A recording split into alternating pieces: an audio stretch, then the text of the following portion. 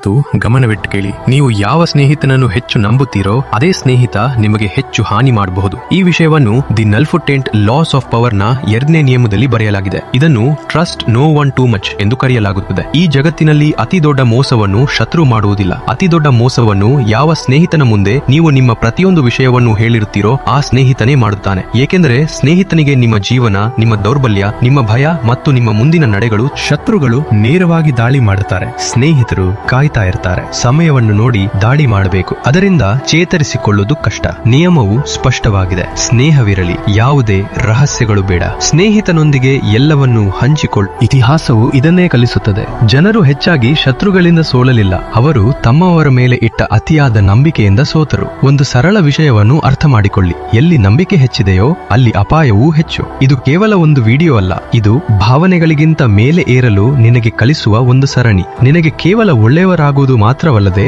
ಬುದ್ಧಿವಂತರಾಗಬೇಕಿದ್ದರೆ ಈಗಲೇ ಫಾಲೋ ಮಾಡಿ. ಮುಂದಿನ ನಿಯಮ ಇನ್ನಷ್ಟು ಅಪಾಯಕಾರಿ.